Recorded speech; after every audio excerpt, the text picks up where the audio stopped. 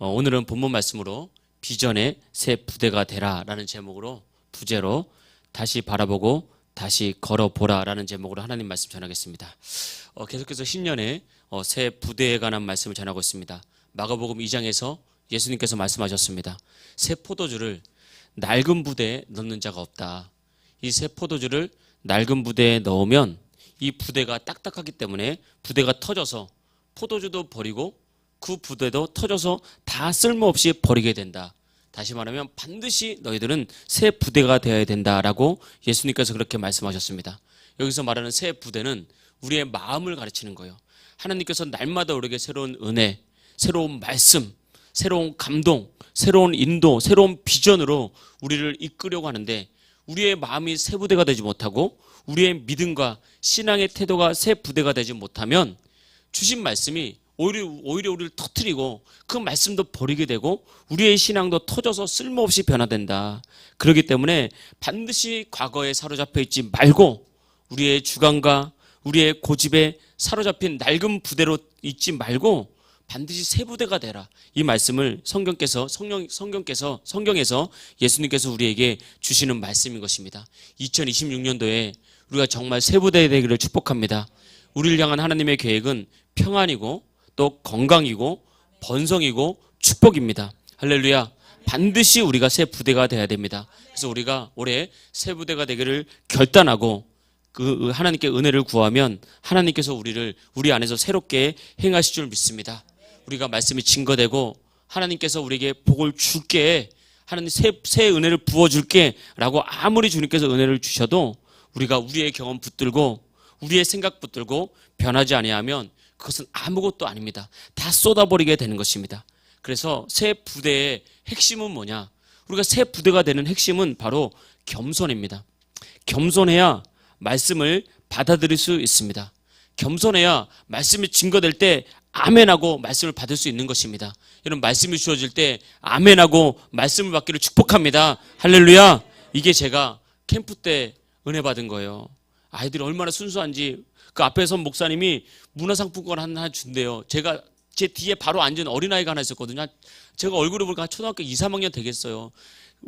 아멘 잘하면 문화상품권 한 장 준다 그러니까 제가 귀가 아파서 아멘 뭐든지 너무 크게 대답을 하더라고요. 근데 그 아이 보고 내가 대단하다고 느낀 게 예배 마칠 때까지 그걸 하더라고요. 한 40분, 1시간은 말씀을 전하는데 아멘 따라하면 다 따라하고 손 높이 들면 높이 들고 제가 귀가 아파요. 주변에 선생님이 말리고 옆에 보니까 전사님 같아요. 말리는데 안 돼요. 우리가 다 해주 전사님 좀 크게 좀 해주세요. 그러면서 아멘 하면 하더라고요. 그러면서 야, 새 부대다, 새 부대. 전혀 보지 못한 새 부대다. 그런 걸 느꼈어요. 근데 그 목사님이 깜빡 잊고 문화상품권을 안 주시고 그냥 가셨거든요. 뒤에서 하는 말이 뭐냐면 우리 왜 했냐? 그러더라고요. 그런데도 마지막까지 아멘 하더라고요. 아, 이게 새 부대다. 어린아이의 마음은 겸손한 거구나. 문화상품권 뭐라고 해봐야 뭐 5,000원짜리 10,000원짜리 아니겠습니까? 무시할 수도 있거든요, 요즘 아이들. 그런데도 그렇게 하더라고요. 여러분, 이게 겸손입니다. 여러분, 우리가 말씀을 받아들이려면 비워야 돼요. 내 고집을 비워야 되고 내 생각을 비워야 말씀이 들리고 아멘할 수 있는 것입니다. 사람들은 저도 마찬가지지만 수십 년 살아오면서 많은 경험이 있어요. 그리고 많은 여러 가지 상황들을 이겨낸 어떤 노하우도 있고 자신만의 생각과 또 자신만의 주관도 있고 고집도 있습니다. 또 자존심도 다 있습니다.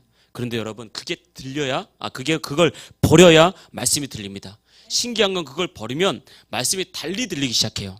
내가 내 교만을 내려놓고 내 고집을 내려놓고 순수하게 말씀을 들으면 그때부터 말씀이 들리는데 다르게 들리기 시작한다는 것입니다. 다르게 말씀이 깨달아지고 하나님의 은혜가 우리 속에 부어지기 시작하는 거예요. 근데 어떤 사람들은 이 자기의 생각이 너무 강해요. 자기의 고집이 너무 강하고 자기의 경험이 너무 강해서 그것을 버리지 못하기 때문에 우리가 은혜를 받지 못하고 새 부대가 되지 못해서 새 은혜를 체험하지 못하는 것입니다. 지금 예배란 것은 우리가 고상하게 와서 고상하게 찬송하고 고상하게 와서 말씀 듣고 돌아가는 것이 예배가 아닙니다. 예배는 하나님을 만나는 거거든요. 찬양을 통해서 가슴 깊이 묻어둔 이 상처가 치유되는 위로가 있는 곳, 이것이 바로 예배예요. 우리가 찬양할 때 여러분 그 마음을 다하고 찬송하면요, 우리 가장 깊이 묻어둔 그런 우리 상처와 아픔과 지나간 어둠이 주님께서 만지면서 치유와 회복과 위로를 경험하는 것, 이게 바로 예배입니다. 진짜 예배할 때 우리는 기도를 통해서 기도하면 두려움이 떠나고, 기도하면 불안이 떠나고, 기도하면 기적이 있고, 기도하면 응답이 있는 것, 이걸 경험하는 것이 바로 예배고요. 말씀이 탁 주어질 때 말씀을 통해서 길을 발견하는 거예요. 지금까지 내가 열심히 산다, 잘 산다, 최선을 다해서 산다 하고 열심히 살았지만 말씀을 통해서 길이 보이니까 내가 갔던 길이 잘못된 길이었구나. 내가 갔던 길이 주님이 원하는 길이 아니었고, 내가 갔던 길이 내가 원하는 길이었고, 나의 꿈이었고, 나의 만족이었구나. 그걸 탁 깨달으면서 내가 붙잡아야 될 인생의 가치, 붙잡아야 될 인생의 의미를 다시 한번 발견하면서 우리 인생을 새롭게 하는 것, 이게 바로 예배라는 거예요. 그때 예배를 통해서 말씀이 들어오고 찬양이 들어오고 기도가 들어오면 우리 안에서 역사하시는 성령님이 여러분을 치유하십니다. 할렐루야. 여러분을 고치십니다. 여러분의 인생을 세우는 것입니다. 그때 비로소 우리가 은혜를 경험하거든요. 여러분, 우리가 추운 겨울 지나고 또는 우리의 인생에 육체적인 어떤 건강의 한계가 오고 삶의 한계가 올 때 많은 사람들이 육체의 질병을 겪기도 하고 마음의 질병을 겪기도 합니다. 또 오랜 동안 있던 이런 열등감이 때로는 폭발하고 우리를 괴롭게 만들 때가 있거든요. 그때 우리가 꼭 한 가지 결단해야 됩니다. 내가 하나님께 나와서 끝장을 보리라. 하나님께 나와서 내가 이 질병을 치유하겠다. 이 믿음 가지고 나와야 됩니다. 그래야 기도가 되는 거예요. 여러분, 우리가 안수기도도 하지만요, 이 안수기도도 결단하고 덤벼들지 않으면 보니까 기도를 받다 말면요, 나중에 성경 똑같아요. 악한 마귀 떠나갔다 다시 돌아와서 그 사람의 생각을 더 강하게 붙잡고 고집스럽게 만들고 악한 영이 그 사람의 인생을 확 붙잡아서 변화가 일어나지 않습니다. 근데 기도받는 게 쉬운 게 아니거든요. 우리가 안수기도하고 작정해서 기도를 시작하게 되면, 저도 작정해서 기도를 준비하고 시작하는데 몸이 힘들고 삶이 힘들다 보니까 못 뱉어요. 한두 번 그냥 기도받았다가 괜찮겠지라고 그냥 끝내버립니다. 아닙니다. 이게 악한 마귀로 완전 쫓아버리고 뿌리를 뽑아버려야 돼요. 그런 결단을 가지고 덤벼들면 능히 하지 못할 일이 없습니다. 할렐루야. 그것이 우리가 가야 될 길이라는 것이고, 그것이 바로 우리가 새 부대가 될 때 가능한 것입니다. 그렇게 우리가 새 부대가 되고 마음을 비워서 은혜를 사모하고 또 예배에 나오면 주님께서 반드시 우리 안에 새 부대가 돼서 새 포도주를 담을 수 있는 은혜를 주십니다. 반드시 여러분의 인생을 새롭게 여실 줄 믿습니다. 그래서 여러분, 올해는 저와 여러분들이 더 마음을 겸손하게 하는 겸손의 새 부대가 되어서 정말 비전을 품을 수 있기를, 말씀을 품을 수 있기를 주의 이름으로 축복합니다. 성경을 보면 하나님은 꿈꾸시는 분입니다. 그리고 하나님은 비전의 하나님이십니다. 아무것도 존재하지 않을 때 하나님은 아름다운 세상을 꿈꿨고, 아무것도 존재하지 않을 때 하나님이 꿈꾸는 그대로 이 세상을 만드셨어요. 이게 참 중요해요. 하나님이 꿈꿨을 때 꿈꾸는 그대로 세상이 됐습니다. 사람뿐만 아니라 이 세상에 있는 모든 것들, 나무, 곤충, 짐승, 그런 거 하나하나까지 모든 것이 우연히 생긴 것이 아니라 하나님의 꿈의 결과라는 것을 우리가 알아야 됩니다. 중요한 것은 인간은 하나님의 형상대로 창조되었기 때문에 하나님과 똑같이 살아갈 수 있도록 그렇게 하나님께서 만드셨어요. 하나님처럼 살도록 만드신 거예요. 그래서 우리 인생도 성장하고 우리 인생도 번성하고 또 하나님의 축복을 얻기 위해서는 반드시 꿈을 꿔야 됩니다.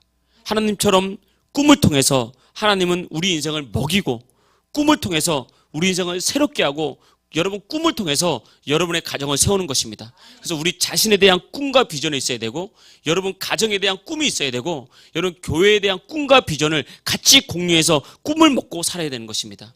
그런 인생이 정말 힘이 있고 기쁨이 있고 활력이 있습니다. 여러분, 인생을 살다 보면 때로는 가난이 옵니다. 또 때로는 상처가 생깁니다.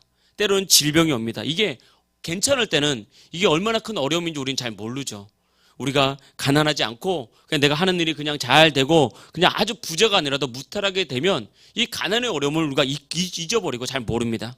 또 건강할 때는 질병 가운데 막 힘들어하는 사람들이 이해를 잘 못하다가 내가 정말 아파 보면 그때 그 사람이 이렇게 아파서 힘들었구나 라는 질병을 알게 되고, 상처가 생기면 또 그런 어려움이 있고, 근데 이렇게 되면 정말 살기가 어렵고 인생이 정말 힘들어지거든요. 근데 이때 가난이 찾아왔을 때 그래도 내가 부자가 될 수 있다. 그래도 이 가난을 이길 수 있다라는 소망이 있으면 그 사람은 그 소망 붙잡고 일어납니다. 질병이 왔을 때도 내가 낙심하지 않고 절망하지 않고 하나님 나를 고치신다, 어떻게든 하나님 나를 새롭게 하신다라고 건강에 대한 소망을 가지고 있으면 그 사람은 분명히 질병을 이겨내게 되어 있습니다. 가정도 반드시 살아납니다. 그런데 우리 삶에 내일의 소망이 사라지면 인간은 절대 일어날 수 없습니다. 그래서 가난보다 무서운 것, 질병보다 무서운 것, 상처보다 무서운 것은 내일의 꿈이 사라지는 것이고 내일의 소망이 사라지는 것이고 내 인생이 하나님의 은혜 가운데 달라질 수 있다, 복받을 수 있다, 이 꿈이 사라지는 것, 이것이 가장 무서운 것입니다. 그래서 꿈과 소망이 사라지는 인생, 비전이 사라지는 인생이 하다 낙심하고 절망하다 하다 안 돼서 선택하는 것이 죽음이에요. 차라리 죽는 게 낫겠다. 자살하는 사람이 그냥 자살하는 것이 아닙니다. 그 수많은 수면제를 수백 알을 털어놓는 사람이 그냥 털어놓는 게 아닙니다. 살아보려고 애쓰고 그 불안을 이기고 이 두려움을 이기려고 애쓰다가 절망과 낙심에 빠지고 안 되고 그러다가 결국은 선택하는 것이 죽음이라는 거예요. 그래서 절망과 낙심은 정말 무서운 것입니다. 그래서 철학자 키에르케고르는 말했잖아요. 죽음에 이르는 병이 무엇이냐? 그건 가난도 아니다, 질병도 아니다, 상처도 아니다. 죽음에 이르는 병은 절망이다, 그렇게 말했어요. 소망이 끊어지는 상태. 이 비슷한 말씀이 성경에도 있습니다. 잠언서 13장 12절을 넘겨주십시오. 잠언서 13장 12절 다 같이 읽겠습니다. 시작. 소망이 더디 이루어지면 그것이 마음을 상하게 하거니와 소원이 이루어지는 것은 곧 생명나무니라. 아멘. 여러분, 소망이 더디 이루어지면요, 사람의 마음이 상합니다. 나중에 상하다 절망을 경험하게 되고 인생을 포기하게 됩니다. 그런데 소원, 꿈, 비전이 이루어지는 것은 곧 생명나무라고 그랬어요. 그 인생을 일으켜 세우는, 그 삶을 일으켜 세우는, 그 교회를 일으켜 세우는 생명의 역사가 이 꿈을 성취하고 비전을 이루는 데 있다는 것입니다. 보니까 저도 목회를 하면서 많은 사람을 만나봤잖아요. 가난해도요, 부부가 서로 사랑하고 얼마 되지 않지만 돈을 모아가면서 미래를 꿈꿀 수 있어요. 요거 가지고는 나중에 애들 교육 좀 시킵시다. 이걸 가지고는 나중에 월세에서 전세로 옮겨봅시다. 어떻게 해봅시다. 이렇게 가난해도 꿈을 가지고 살아가는 부부는 가난을 이겨내고 끝내는 기반을 잡더라고요. 끝내는 하나님의 은혜를 경험하더라고요. 그런데 꿈도 없고 소망도 없으면요, 절대 그 가난 벗어날 수 없습니다. 가정의 행복도 꿈이 없고 소망이 없으면 절대 그 가정의 행복을 이룰 수가 없습니다. 돈이 있어도 부부가 행복한 내일을 꿈꾸지 못하면 불행한 삶을 살더라, 이것입니다. 그래서 꼭 기억해야 됩니다. 여러분, 다 지금은 좀 시대가 변했을지 몰라도 제가 어렸을 때만 해도 참 사회가 가난했어요. 우리 한반에, 제가 중학교 다닐 때만 해도 한반에 차가 있는 애들이 별로 없었어요. 한 학년에 통틀어서 한 13반, 15반이면 통틀어서 차 있는 집이 10집, 이 정도 될 정도로 그만큼 먹고 살기가 어려웠잖아요. 그때는 다 기반이었기 때문에 이른 새벽부터 늦은 밤까지 일을 하고 그것 가지고 밥해 먹고 신앙생활하고 주님을 섬기고 그랬잖아요. 그러다가 제가 고등학교 1학년쯤 돼서 저희 부모님이 처음 아파트를 사서 입주를 했어요. 정말 어머니 아버지가 확 일하고 아침부터 밤늦게까지 맞벌이 하면서 일하고 공장에서 일하고, 제가 아직도 생생해요. 어머니가 공장에서 일하시니까 들어오면 몸이 너무 힘든 거예요. 그래서 제가 고등학교 졸업하자마자 어머니가 일하는 공장에 같이 다녀봤어요. 아르바이트로 2달인가 석 달을. 그런데 그 남자들 틈에서 공장을 다닌다는 게 진짜 어려운 일이더라고요. 이렇게 옷을 평범하게 입고 가서 공장, 그 시커먼 갈아입은 다음에 거기를 쇳덩어리 있는 데서 막 지나다니는 거 위험해요. 근데 그렇게 막 일하다가 고등학교 1학년 됐을 때 새 아파트를 사서 입주를 했는데 어머니가 얼마나 좋아하시는지 방을 닦았는데 한 1시간 있다 똑 닦더라고요. 그거 닦았는데 저녁 되니까 또 닦어. 아니, 왜 이렇게 방을 닦냐고, 집 닳겠다고 또 닦아요. 근데 힘들어하지 않으시더라고요. 그때 저는 어머니 얼굴에서 꿈을 봤고 내일을 봤어요. 이게 내일을 보는 삶의 얼굴이구나. 힘들 텐데 힘들지 않구나. 여러분, 인생은 이렇게 사는 겁니다. 가난해도 어려워도 내가 지금 잘 못해도 이렇게 인생을 살아가는 거예요. 내일을 바라보는 인생은 살아있는 인생이고, 힘들다고 꿈꾸지 않는 인생은 내가 살았으나 죽은 인생입니다. 어쩌면 꿈꾸지 않은 인생은 하나님을 멸시하는 거예요. 하나님은 우리 삶에 꿈을 주시고 비전을 주시고 축복을 주시거든요. 그래서 우리를 변화하라고, 성장하라고, 간증이 되라고. 그런데 꿈꾸지 않고 변화되지 않고 성장하지 않고 간증이 없는 인생은 어찌 보면 하나님의 살아계심을 멸시하는 거란 말입니다.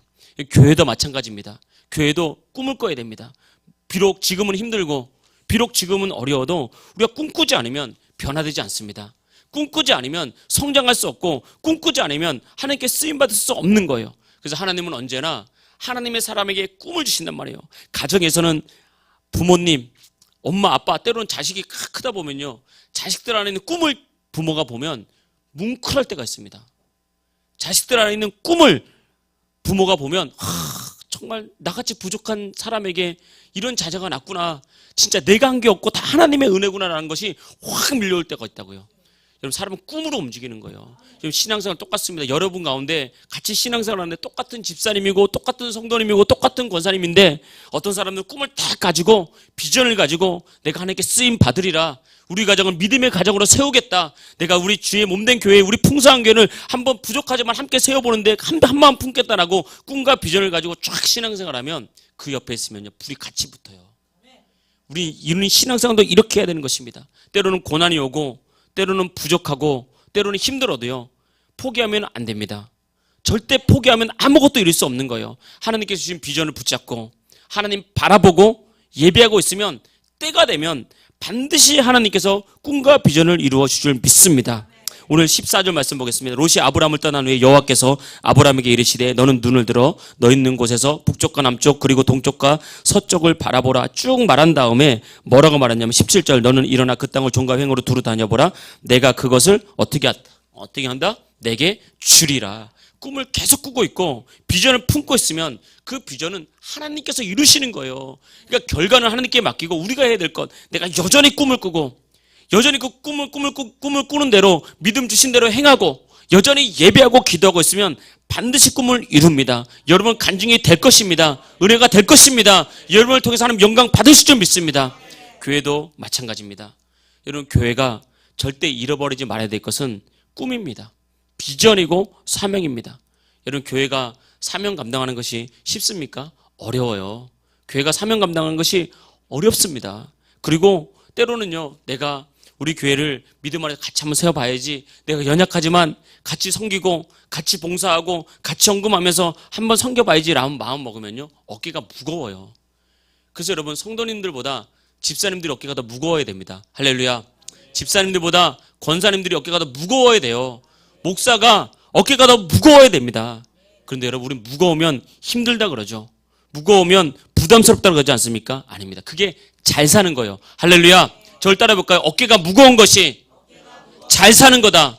그게 잘 사는 거예요, 여러분. 우리가 어깨가 무겁게 사명감 가지고 다소 부담되더라도 내가 이 비전 품겠습니다, 내가 절대 포기하지 않겠습니다, 그렇게 나갈 때 이 우리 어깨에 진 영적인 무게가 우리의 인생을 복되게 하는 겁니다. 여러분의 삶을 살리는 거고 교회를 살리는 것인 줄 믿습니다.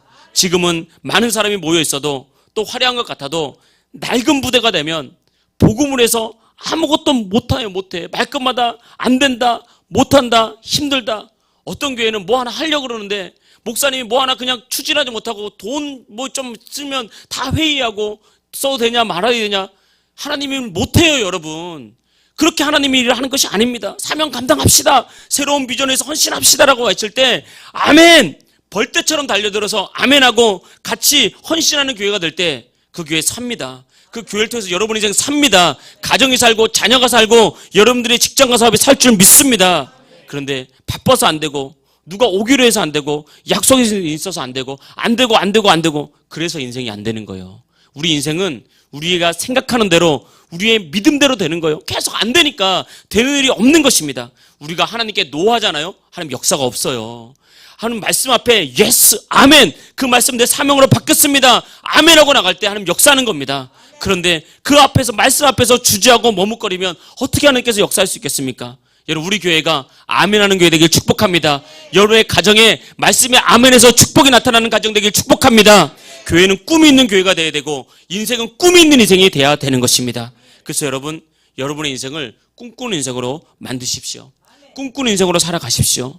무너진 인생이 복음으로 살아나고 깨진 가족이 말씀으로 다시 세워지고 절망하고 낙심한 인생이 다시 말씀 가운데 번성과 형통을 체험하는 그런 인생 되기를 축복합니다. 교회는 새로운 생명을 살리고 복음의 영향력으로 인생을 다시 이렇게 세우고 진짜 질병에 걸린 자가 치유되고 인생의 꿈이 회복되고 예수님 믿었더니 인생이 이렇게 행복하구나라는 그런 간증이 있는 그런 교회 되기를 축복합니다. 특별히 여러분 말씀의 맛을 알아야 돼요. 오늘 이번에 찬양을 부를 때 제가 좀 의미 있게 불러 집에서 몇 번 찾아본 찬양이 있는데 매콤달콤 예배인가라는 찬양이 있더라고요. 말씀이 너무 맛있어. 그리고 찬양이 너무 즐거워. 역시 기억력이 저보다 좋습니다. 큰 힘을 낼 줄 믿습니다. 할렐루야. 맞아요. 찬양이 너무 즐거워. 말씀이 너무 맛있어. 여러분 맛있는 음식 먹어보면 가끔 가다가 여러분 진짜 어떨 때 맛있는 음식이 내 입맛에 딱 맞는 거 있으면 어떻습니까? 허겁지겁 나도 평소 때는 좀 교양 있게 먹다가도 막 먹지 왜 이렇게 먹어? 쩝쩝쩝 먹잖아요. 말씀이 진짜 맛있다고. 말씀이 맛있는 걸 경험하면 그때부터 더 신앙이 성장하는 거예요. 말씀이 믿음의 재료거든요. 이런 말씀이 들어오면 결코 그 사람 비전을 잃지 않습니다. 말씀이 살아있으면 그 사람 인생은 되는 것입니다. 그래서 여러분 우리가 꿈꾸는 인생이 되려면 말씀이 살아있어야 되는 거예요. 아브라함이 왜 꿈꾸는 인생이 됐습니까? 아브라함이 왜 꿈의 성취가 됐죠? 하나님이 내가 너를 번성케 하리라, 내가 너를 복주고 복주리라, 너희 자녀들을 통해서 온 열방을 품게 하리라, 이 말씀이 들어오니까 아브라함이 꿈꾸는 인생이 됐다고요. 그래서 말씀이 있으면 그 인생 꿈꾸는 인생 됩니다. 그래서 여러분 절망이 찾아오거든 두려움이 찾아오거든 말씀을 들으십시오. 말씀을 듣고 말씀을 묵상하십시오. 많이 읽지 않더라도 절망이 찾아올 때 하나님이 역사하셨던 그 말씀, 사사기서 같은 데 읽어보면서 다 죽어가고 다 쓰러지던 이스라엘에 말씀을 주시고 사사 한 명을 세우니까 하나님 이렇게 살리는구나. 한 민족도 살리는데 나 같은 인생을 못 살리겠나. 한 민족도 살리는데 우리의 사업과 직장을 못 살리겠나. 이렇게 그렇게 꿈을 꿀 수 있는 것입니다. 말씀이 들릴 때 우리는 그렇게 되는 것입니다. 그래서 여러분 무너진 꿈을 다시 일으키시 세우시길 주의 이름으로 축복합니다. 올해 여러분도 우리 교회도 비전의 새 부대가 되기를 축복합니다. 이전 말씀을 한번 우리가 복귀해 보면 첫째는 예배의 새 부대, 둘째는 순종의 새 부대, 세 번째는 기도의 새 부대, 오늘은 비전의 새 부대입니다. 첫째는 비전을 약화시키지 말라. 여러분 비전은 언제 약화되냐? 비전은 하나님과 멀어질 때 약화됩니다. 비전은 하나님께로부터 오는 거거든요. 그런데 내가 비전이 약화된다는 것은, 내가 꿈이 사라진다는 것은 하나님으로부터의 공급이 약해지기 때문에 그렇습니다. 그래서 하나님과 멀어지면 꿈이 사라지고, 하나님과 멀어지면 믿었던 말씀도 의심이 생기고, 의심이 자꾸 생기면 의심이 많은 인생에 특히 현실이 자꾸 부정적이에요. 계속 현실을 부정적으로밖에 안 보입니다. 왜냐하면 내 힘으로 현실을 감당할 수 없잖아요. 내 힘으로 질병을 감당할 수 없고 내 힘으로 문제를 감당할 수 없으니까 자꾸 안 되는 이유를 찾으면서 인생이 부정적이 됩니다. 그러면서 꿈이 자꾸 작아져요. 그때 하나님께서 뭐라고 말씀하시지 아십니까? 너의 인생의 꿈을 작게 만들지 말라. 너의 인생의 꿈이 왜 이렇게 자꾸 쪼그라드냐? 믿음 안에서 꿈을 꾸라고 말씀을 하시는 거예요. 비전은 하나님께서 주시는 거기 때문에 반드시 하나님과 붙어 있을 때 비전이 약해지지 않고요. 오히려 비전으로 불붙습니다. 오히려 하나님께 딱 붙어 있으면 상황이 열악할수록 낙심되는 것이 아니라 영적으로 이걸 반드시 이겨내야 되겠다라는 비전이 불붙는단 말입니다. 그래야 인생이 세워지고 그래야 가정도 세워지는 것입니다. 오늘 말씀 보니까 아브라함의 비전이 약해졌죠. 자녀의 복을 주셔서 번성케 하셨다고 약속하셨는데 수십 년이 지나도록 아들이 생기지 않는 거예요. 그래서 아브라함은 조카 롯이 내 아들이려니 하고 조카 롯을 의지하고 같이 살아갔다고요. 그런데 조카 롯이 자기의 소망을, 자기의 살 길을 찾아서 소돔과 고모라 땅을 찾아서 내려가 버렸잖아요. 소망이 너무 더디 이루어지지 않잖아요. 그러니까 그 환경 때문에 아브라함이 말씀을 잃어버렸어요. 그러니까 하나님이 오늘 말씀을 다시 주는 거예요. 동서남북을 바라봐라. 그러면서 또 말씀을 주잖아요. 보이는 땅을 다 너와 내 자손에게 주리라. 아들이 없었는데 너와 내 자손에게 준다는 거예요. 보이는 땅을 다. 그래서 밟아봐라라는 또 말씀을 주시잖아요. 하나님께서 말씀을 주시니까 아브라함이 힘을 얻을 수 있는 것입니다. 그래서 예배가 너무 중요한 거예요. 예배를 살려내길 축복합니다. 2026년도에는 정말 예배의 세부대 되기를 축복합니다. 하나님 살아계십니다. 하나님 역사하십니다. 하나님 여러분을 이렇게 세울 줄 믿습니다. 근데 말씀을 잃어버리게 하는 게 뭐냐? 첫째는 고난이 우리의 말씀을 잃어버리게 합니다. 고난. 목회를 하다 보니까 사람들마다 문제가 다 있거든요. 근데 제가 만나본 사람들 중에 빚 때문에 허덕이는 분들이 있었어요. 그 빚이 그렇게 생각보다 엄청 많지는 않았어요. 그런데 그 빚이 때문에 너무 힘들어 하더라고요. 근데 기도하고 해결이 안 되고 기도하고 해결이 안 되니까 결국은 말씀 잊어버리고 하나님께서 축복하신다는 걸 잊어버리고 그냥 인내하지 못하고 낙심하다가 말씀 잊어버리니까 신앙이 엉망진창이 되더라고요. 교회는 나오는데 그 안에 신앙이 부정적으로 가득 차가지고 그 마음 가지고는 하나님께 역사가 안 돼. 보면 여러분 딱 신앙을 하는 걸 보면 하나님께 역사할 만한 믿음이 보입니다. 그럼 그 인생은 반드시 역사하게 되어 있습니다. 병의 치유가 나타나고 번성이 나타나고 부여가 찾아오고 그 인생은 반드시 열리게 되어 있습니다. 그런데 안 되니까 그렇게 절망하더라고요. 어떤 사람은 물질의 문제, 어떤 사람은 건강의 문제, 어떤 사람은 가정의 어려움, 이거 다 누구나 오거든요. 근데 그때 절대 말씀을 잊어버리면 안 됩니다.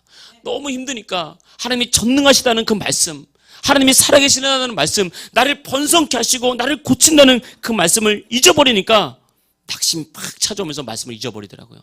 그러니까 비전을 놓치는 거예요. 저는 목회자로서 그런 기도를 많이 합니다. 누구보다 부흥을 해서 기도하고 누구보다 기도를 꿈꾸고 하나님께서 역사실 꿈꾸는데 그러지 않은 목사가 누가 있겠습니까? 솔직히 목회하면 다 그렇겠죠. 근데 수년이 지나도록 이게 잘 안 되고 힘들고 그러면 낙심이 탁 찾아오거든요. 근데 그 낙심은 막 걷잡을 수 없이 막 찾아옵니다. 왜냐하면 목사가 비전과 말씀이 사라지면 그 설교가 무슨 의미가 있겠습니까? 믿음이 없는 설교가 어떤 의미가 있겠어요? 그거 아무것도 아니니까 막 너무 마음이 막 하루하루 너무 괴로워요. 막 그때 말씀을 펴서 읽는 거죠. 그때는 막 신약 성경을 통째로 다 읽어버리는 거예요. 하루 종일 그냥 앉아가지고 신약 성경을 계속 읽으면 하나님 역사하고 치유하고 고치고 할 수 있거든요. 무슨 말이냐? 사도 바울의 어떤 선교, 스데반의 순교, 베드로의 어떤 말씀, 이런 말씀이 막 공급되면요. 고난 주님 안에 있는 건데 내가 놓쳤습니다, 주님. 내가 부족해서 성도들이 힘들었고 내가 부족해서 교회가 힘들었습니다. 내게 다시 믿음을 주니 감사합니다. 고난이 오래되면 말씀을 잃어버립니다. 그때 말씀을 다시 찾으시길 축복합니다. 두 번째, 고난을 잊어버리게 하는 게 죄예요. 죄는 마귀에게 마음을 뺏기고 마귀에게 미혹과 유혹에 넘어가는 게 죄잖아요. 죄의 본질적인 의미는 내 만족으로 해서 내가 내 인생의 주인이 되는 거예요. 그게 겉으로 보기에는 막 그럴싸해 보여요. 겉으로 보기에는 저 사람 진짜 성실하다, 진짜 비전이 있다, 진짜 꿈이 있다. 겉으로 보기 그렇게 했는데 가만히 들여다놓고 보면 그게 다 자기 만족이에요. 많은 부모들이 자녀에게 갖는 것을 저도 키워보니까 자녀를 위한 거라고 하지만 사실 그게 다 부모 만족이에요. 그거 안 하면 내가 불안해. 내가 막 못마땅해요. 대부분 그렇습니다. 그래서 여러분, 우리 자녀의 주인 하나님입니다. 하나님 팍 붙잡고 있어야 돼요. 그건 영원한 진리입니다. 우리 인생도 마찬가지예요. 우리 인생 내가 하려면 불안하고 두렵잖아요. 그래서 내 만족으로 해서 내가 하나님이 기뻐하지 않는 행동, 남들이 보면 열심히 사는 거예요. 남들이 보면 최선을 다하는 거예요. 근데 믿음의 관점에서 보면 이것은 하나님께서 기뻐하지 않는 일을 내가 막 행하고 있는 거예요. 그게 여러분 쌓여갑니다. 처음에는 아무것도 아닌 것 같아도 그 계속 들으면 말씀이 점점 약해져요. 그러다가 어느 날 말씀과 그 자리가 팍 바뀌어버립니다. 그래서 내가 주를 믿음으로 잘 사는 것처럼 생각이 돼요. 이게 자기 기만이죠. 자기가 자기를 속이는 것입니다. 그러면 말씀이 사라지고 비전이 사라져요. 여러분, 이게 무서운 건 영적인 힘이, 죄는 우리의 영적인 힘을 계속해서 약하게 만들고 하나님의 갈망이 사라지게 만들고 비전을 잃어버리게 만들고 냉랭한 가슴, 감동 없는 신앙. 여러분, 신앙생활 할 때 제일 무서운 성도가 이런 사람이에요. 냉랭한 가슴, 감동 없는 신앙. 여러분, 감동이 없으면요 부족한 것만 보이거든요. 감동이 없으면 가정에 들어가, 남편이 가정에 대한 감동이 없으면 집안에 들어가면 부족한 것만 보여요. 이게 이렇다, 저게 이렇다, 저게 이렇다. 부모가 자녀에 대한 감동이 없잖아요. 하나부터 열까지 부족한 것만 보여요. 끊임없이 말을 하게 됩니다. 교회의 교인들이 성령에 대한 감동이 없고 말씀에 대한 감동이 없잖아요. 왜? 사람이 모인 곳인데 부족함이 더 많죠, 가정보다. 부족함이 많지 않어요. 근데 그 부족한 것만 계속 보여서 지적하고 따지고 이렇게 되는 거예요. 이 진짜 무서운 겁니다, 이게. 그러면 자기만 죽는 게 아니에요. 가정도 죽고 교회도 죽는 거예요. 이게 죄의 무서움입니다. 죄는 말씀을 잊어버리게 만들고, 마지막은 게으른 삶은 말씀을 잊어버리게 만듭니다. 게으르다는 게 두 가지죠. 첫째는 육체가 게을러서 진짜 그냥 별 생각이 없이 사는 거예요. 그냥 육체의 계획도 없고 그냥 뭘 해봐야 되겠다는 생각도 없고 그냥 목적을 잃어버리는 인생. 이게 첫 번째 게으름이고요. 두 번째는 열심히 사는 것 같은데 가만히 보면 쓸데없는 일로 바쁜 경우가 굉장히 많습니다. 하나님 보시기에는 너 뭘 그렇게 바쁘게 사냐 그거 아니야. 너 바쁘게 살면서 시간도 다 낭비하고 정신력도 다 소진하고 감정도 사람 만나는 것도 감정노동이잖아요. 감정 다 빼앗기고 왜 쓸데없는 거 그렇게 하면서 너 엉뚱하게 사냐. 이 영적인 게으름이거든요. 하나님 말씀하시면 맡겨라. 그리고 너 해야 될 일 딱 하고 비전을 위해 살아. 소망 품고 살아. 이렇게 말씀을 하시는 거예요. 그래서 여러분 고난과 죄와 게으른 삶은 우리 안에 말씀을 잃어버리게 만들고 비전을 잃어버리게 만듭니다. 이 아브라함이 그런 상태였어요. 완전히 절망했다고요. 오죽하면 하나님께서 나타나셔서 말씀을 하시잖아요. 그때 하나님의 처방약이 뭐냐? 두 번째 말씀입니다. 다시 바라봐라. 다시 걸어봐라. 이게 하나님께서 말씀하신 거예요. 아브라함에게 14년 말씀 보니까 다시 북쪽과 남쪽, 동쪽과 서쪽, 동서남북을 멀리 다시 바라봐라. 여러분 눈을 들어서 여러분 사업장에서 딱 보십시오. 여러분 사업하는 데나 직장에서나 눈을 들어서 동서남북을 쫙 바라보십시오. 동서남북이 여러분의 것이 될 것입니다. 할렐루야. 여러분 인생을 꿈꾸면서 동서남북을 바라보십시오. 믿음으로 바라보십시오. 그 동서남북이 여러분 것이 될 것입니다. 교회를 나갈 때 여러분 교회를 중심으로 동서남북을 바라보십시오. 이 동서남북에 세워진 모든 아파트, 모든 죽어가는 영혼들을 우리에게 주십시오라고 바라보시길 축복합니다. 그리고 그래서 밟으라 이 말입니다. 믿음으로 걸어보라는 거예요. 믿음으로 정복하라는 것입니다. 이게 아브라함에게 주신 거예요. 그러면서 17절 말씀 보면 너는 일어나 그 땅을 종과 횡으로 다녀보라. 보기만 하지 말고 일어나서 도전하라는 것입니다. 바라보기만 하지 말고 생각만 하지 말고 일어나서 밟아보라는 거예요. 그럼 그것을 너에게 주리라 주님께서 말씀하고 있는 것입니다. 이것이 바로 우리가 가야 될 길이에요. 여호수아서 1장 말씀에 보면 모세가 죽고 여호수아가 지도자가 되었습니다. 지도자가 됐을 때 너무 두렵고 힘든 나머지 여호수아가 아무것도 할 수 없을 만큼 그렇게 힘들었어요. 그때 두려워서 도전하지 못하는 여호수아에게 하나님께서 말씀하셨습니다. 여호수아서 1장 3절 화면을 넘겨주십시오. 다 같이 읽어보겠습니다. 시작. 내가 모세에게 말한 바와 같이 너희 발바닥으로 밟는 곳은 모두 내가 너에게 주었나니. 할렐루야.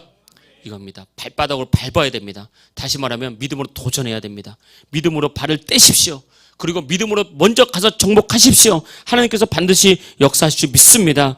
여러분 건강을 바라보십시오. 건강의 주인이 될 것입니다.